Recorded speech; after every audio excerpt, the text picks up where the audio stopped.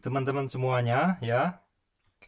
Ini saya mencoba platform TikTok Live Studio teman-teman. Walaupun saya belum dapat live studio untuk TikTok, saya belum bisa live.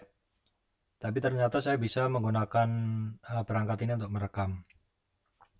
Jadi saya ini menjawab pertanyaan teman-teman. Ada satu teman-teman yang nanya, Pak, saya mau nanya bagaimana kita tahu satu saham akan naik seperti itu. Satu saham akan naik, jadi saya asumsikan bahwa saham itu dia turun dari turun ya. Saya asumsikan saham itu dari turun, awalnya turun seperti itu. Nah, seperti ini ya teman-teman. Saya sambil masih ini juga masih cari-cari ini. Nah, ini adalah satu saham. Ini sahamnya apa ya? Ini sahamnya adalah ESA. Ini sahamnya ESA. Nah, ESA ini kan turun nih. Dalam tren dia turun. Dalam tren dia turun untuk ESA ini memang pada saat dia masih turun dan turun, itu kita kadang mesti menebak kira-kira di mana sih dasar dia seperti itu. Ya, cara kita tahu dia atau sudah mulai berhenti stop kan ketika dia turun, kita lihat dulu candlenya. Kalau candlesticknya masih ada seperti ini kan masih ada eh, Marubozu merah atau kekuatan turunnya full. Jadi open sama dengan high, close sama dengan low ya di sini. Terus berikutnya juga masih ada. Berikutnya di sini memang ada doji. Jadi butuh konfirmasi, jangan langsung dibeli. Konfirmasinya besok ternyata masih turun. Baru kemudian 2 hari konsolidasi. Nah, di konsolidasi sini kita masih ngelihat supportnya jebol nggak? Ternyata dia jebol. Kalau jebol tunggu aja terus. Oh jebol lagi. Masih candlenya masih turun, jebol. Nah di sini, ini sehari Marubozu hitam, besoknya ada penguatan.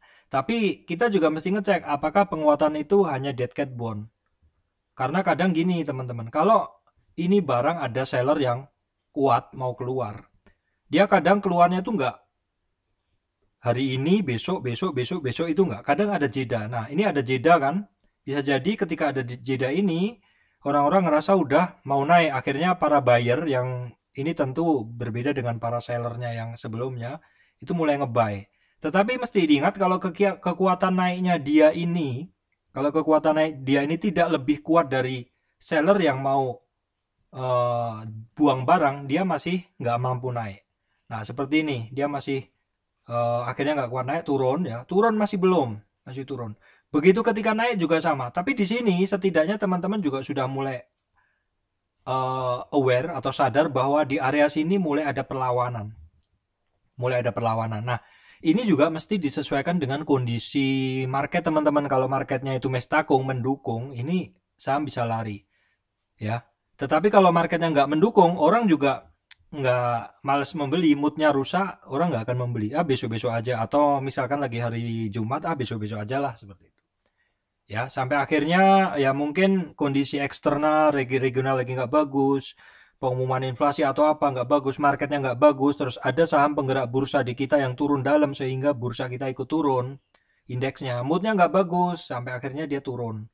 Nah, ini harus sabar-sabaran ya teman-teman. Kita lihat dulu sampai dia benar-benar terbentuk ketika dia turun itu teman-teman. Ketika dia turun itu terbentuk satu konsolidasi, ya konsolidasi, kira-kira seperti ini. Nah, inilah di area sinilah ada konsolidasi yang cukup terpeta. Ya, di area sini terlihat ada konsolidasi yang cukup terpeta. Ketika konsolidasi juga sudah cukup terpeta, jangan buru-buru masuk karena bisa jadi konsolidasinya masih perlu beberapa hari. Kalau kalau dia tipikal yang bukan V-shape untuk naik, dia perlu konsolidasi. Ini konsolidasi itu bagus teman-teman. Karena apa? Karena konsolidasi adalah satu bentuk akumulasi. Ya, jadi harus sabar-sabaran kalau teman-teman ngelihat saham-saham inceran teman-teman tuh dalam fase dia turun, dia udah nggak turun lagi dan mulai ada konsolidasi itu benar-benar harus dipantau. Ya, harus dipantau. Teman-teman kalau bisa ngebaca bid over, teman-teman juga harus teman-teman kalau bisa ngebaca bid over, teman-teman juga harus langsung ngecek ya. Di bid overnya itu apakah di bid overnya itu terjadi pergerakan yang ini yang bagus seperti itu. Apakah ada makan kanan? Makan kanan di sini, di overnya apakah dimakan? Terus di sininya di dan transactionnya ini teman-teman juga bisa ngelihat volume yang makan ini seberapa besar. Apakah volumenya besar-besar, gaban-gaban, ataukah hanya volume kecil-kecil. Nah, contohnya kalau volumenya cuma kecil-kecil, teman-teman mesti ngelihat saham yang volumenya kecil-kecil itu kita kadang harus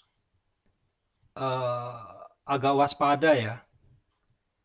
Kalau saham yang volumenya kecil-kecil, pokoknya yang volumenya kecil-kecil ini teman-teman harus agak waspada karena kadang apa ya, kalau saya bilang kurang mampu menggerakkan gitu loh. Kurang mampu mendorong pergerakan. Jadi teman-teman lihat aja volumenya yang dan ini seberapa di sini loh.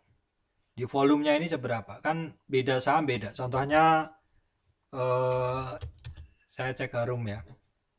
Saya cek Harum. Nah, ketika dia makan kanan itu makan over ini besar nggak ininya? Volume yang makan. Oh, ada 1000. 1000 makannya di kanan di 1625. 1625. Oh, bagus karena dia nggak makan di bid, tapi di over. Ya memang kalau saya pun juga kalau bisa sebisa mungkin selalu makan di kanan kalau mau beli. Kalau jual selalu di kiri. Jadi makan itu di over teman-teman ya. Jual itu atau beli itu di over di kanan. Saya selalu begitu dan jualnya harus di bid supaya cepat. Ini terutama untuk typical trader ya. Beda kalau typical antri seperti itu. Karena kalau antri diguyur tuh malah saya paling nggak mau sebenarnya. Lebih suka tunggu sampai dasar. Ketika dia sudah mulai gas kanan, saya langsung loncat ke kanan. Telat kalau ngambil di kiri biasanya. Jadi itu perpaduannya di ininya. Perpaduan antara chart dengan bid over. Nah, nanti setelah satu saham itu teman-teman, setelah satu saham itu naik ngelewatin ini kan kuning udah saya bikin, ini area konsolidasi. Jadi ketika dia turun ngebentuk konsolidasi ya, ngebentuk konsolidasi seperti ini. Nah, setelah konsolidasi, teman-teman ngelihat ada nggak terbentuk dia higher low atau titiknya lebih rendah. Kalau ini kan dia boleh dibilang nggak ada ya. Untuk SI ini boleh dibilang nggak ada karena cuma 2 hari langsung naik. Nah, contoh lainnya ini yang lebih tepat di BMRI kayaknya. BMRI, oh enggak, BMRI ini juga termasuk V-shape. BMRI termasuk V-shape teman-teman. Jadi ketika dia sentuh dasar, di mana ini juga di area support juga sebelumnya, dia nggak pakai konsolidasi langsung ngegas. Dan gas-gasannya dari Bank Mandiri ini kenceng ya. Karena kemarin ketika dia ngegas, dia itu langsung sampai di 50 retracement. Memang sekali lagi beda saham beda ya teman-teman. Coba kita lihat dulu di Harum deh. Harum. Nah, Harum seperti ini ya. Harum itu saya sempat masuk di berapa ya? Di 2000-an. Ya, di 2000-an. Alasan saya karena ini kan ada support. Ternyata jebol. Saya cut loss, teman-teman. Saya cut loss, saya sempat buyback di 1700-an. 1700-an itu karena ada konsolidasi. Tetapi saya keluar lagi, teman-teman. Keluar lagi, kalau nggak keluar saya minusnya besar dan mungkin belum balik. Jadi saya coba masuk lagi di area konsolidasi di sini. Itu pun saya cut loss lagi. Baru kemudian saya masuk lagi di sini. Pak, rugi Pak. Saya sempat ada rugi di Harum, tetapi sementara masih saya catat. Jadi saya masih harus buyback di Harum. Walaupun kemarin sudah loading barang dengan jumlah yang sama, tetapi saya masih ada utang kerugian di Harum. Ini nggak ada masalah karena itu adalah satu money management dalam trading. Nah, ini juga sekaligus membahas teman-teman yang kemarin bilang begini, oh trading saya kok bulan ini kok jelek seperti itu. Maksud saya kok ternyata konsistensi cuan setiap bulan tuh susah seperti itu. Jadi begini teman-teman, menghitung nilai performa trading kita itu jangan bulanan, tetapi misalkan dalam 6 bulan, dalam 12 bulan. Jadi kalau teman-teman, apalagi kalau teman-teman berpikirnya harian, itu kalau teman-teman habis cut loss, itu pasti mentalnya rusak. Jadi harusnya kita itu nggak masalah, hari itu kita cut loss, kita rugi, tetapi kan 2 hari lalu kita untung besar. Kemarinnya lagi untung sedikit, tapi seminggu yang lalu kita rugi sekian persen, tapi 2 minggu yang lalu kita untung besar. Nah, ketika kita total dalam 1 bulan, ternyata kita masih profit seperti itu. Jadi ngelihat kinerja Porto itu bukan dari hari per hari, bulan per bulan, jangan. Per 3 bulan, 6 bulan, 12 bulan seperti itu. Karena kalau teman-teman berpikir, oh bulan ini saya kok berat banget itu. Padahal bulan lalu loh teman-teman untung besar sekali. Nah di situ sebenarnya tugas kita itu kan hanya melindungi modal. Trading dengan cara yang benar, modal terlindungi, dan kalau modal terlindungi dengan cara trading yang benar tadi, hasilnya adalah untung gitu. Kalau kita memang harus melindungi modal dengan cut loss ya harus gitu. Karena bulan ini mungkin banyak cut loss, tapi bulan lalu kan banyak untung kan seperti itu. Nanti bulan depan mungkin sedikit cut loss, sudah lebih banyak untung. Bulan depannya mungkin lebih banyak untung seperti itu. Jadi melihatnya adalah dalam beberapa bulan. Supaya mood kita juga nggak rusak. Kalau sedikit-sedikit kita lihat kita, oh ke bulan ini kita minus, mood kita rusak. Nggak mau trading seperti itu. Jangan seperti itu ya. Karena dalam sebulan tuh juga pasti ada kok masa-masa muda cari duit, ada masa-masa susah cari duit seperti itu ya.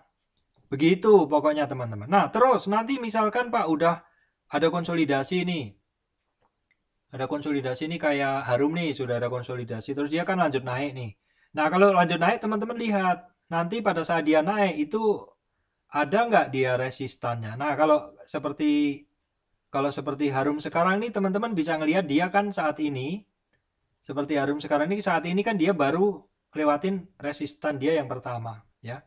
Dia baru ngelewatin resistan dia yang pertama, sehingga tugas kita masih harus melihat ya di kisaran 1605 ini masih akan dites nggak besok. Nah itu juga sekali lagi tergantung market. Marketnya itu nggak bagus, bisa juga Harum akan turun. Tetapi ketika marketnya lagi nggak bagus, Harumnya turun, yang harus teman-teman cek adalah di dan transactionnya itu teman-teman harus cek. Jadi di sini kalau di sini di trade book ya, di trade book itu teman-teman harus lihat. Oh, trade booknya itu di harga berapa sih? Oh, di sini ternyata average-nya masih bagus kok. Average-nya ini masih di apa ya? Average-nya ini maksud saya. Average-nya ini masih menjadi support atau masih di area support seperti itu. Nah, terus dan transaction juga teman-teman bisa lihat. Ya. Dan transaction teman-teman bisa lihat di area dan transaction ini di berapakah nilai-nilai apa pembelian terbesar. Kalau pembelian terbesar masih di kisaran, misalkan supportnya kan di 1615. Misalkan supportnya di 1615 ya, supportnya misalkan di sini. Kalau pembelian terbesar itu masih di area itu ya cukup aman gitu loh. Walaupun mungkin saat itu terkoreksi. Jadi dalam trading itu kita memadukan banyak hal ya, tidak hanya dari chart saja, tetapi juga dari dan transaction. Memang seperti itu. Nah, nanti kalau misalkan dia break lagi, tugas teman-teman adalah kalau tadi ngelihat supportnya terjaga atau enggak. Maka tugas teman-teman berikutnya adalah ngelihat resistannya di berapa seperti itu. Ya. Contoh lain ini Harum, apalagi ya? EMTK. Nah, EMTK juga sama ya.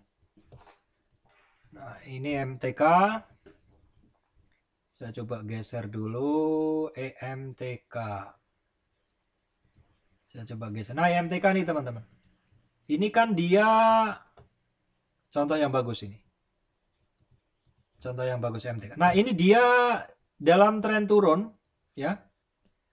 Dalam dia tren turun ini sudah ketemu di sini. Ini adalah supportnya dan dia mantul ya, teman-teman.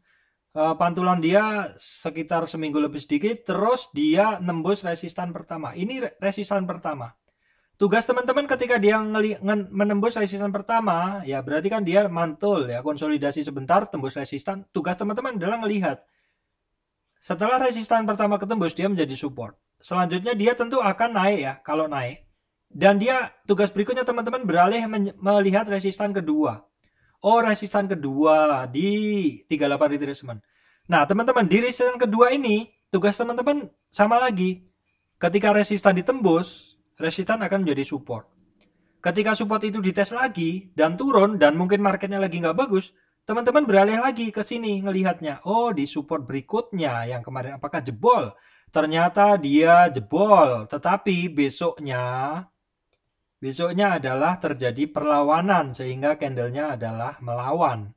Nah, ketika terjadi penurunan yang dalam seperti ini, bisa jadi pada saat itu market regional nggak bagus, market kita nggak bagus sehingga orang lepas barang.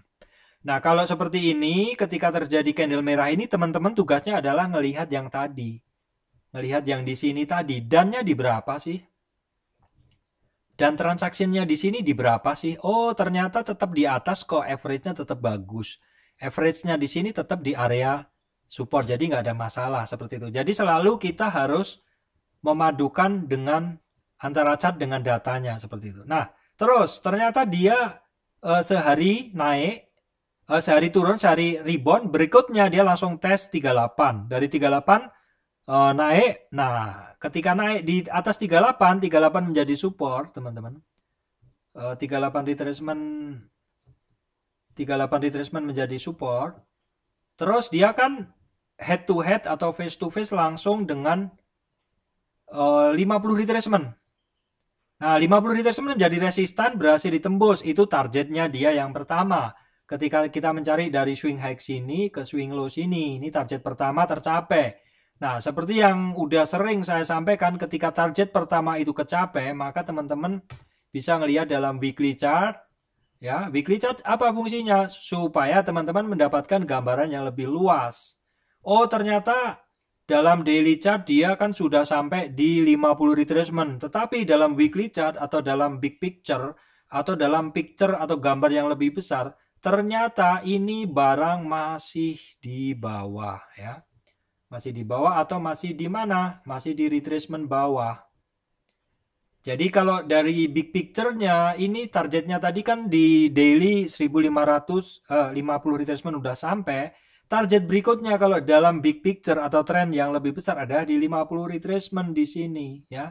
Seperti itu. Jadi ketika kita ngelihat satu barang sudah mulai naik, pelan-pelan testing resist di daily. Berikutnya adalah teman-teman harus ngecek ke dalam trend yang lebih besar, chart yang lebih besar, yaitu dalam weekly. Dan kita bisa ngelihat ini contohnya EMTK. EMTK bagus. Sekaligus ini jawaban tuh ada yang nanya, ibu siapa saya lupa. EMTK kalau dalam weekly chart masih bagus. Jadi begitu ya tugasnya. Seperti EMTK ini kalau yang udah pada beli di bawah tinggal dikawal aja nih teman-teman. Oke, baik teman-teman, saya rasa itu yang bisa saya sampaikan untuk teman-teman semuanya. Terima kasih untuk teman-teman semuanya.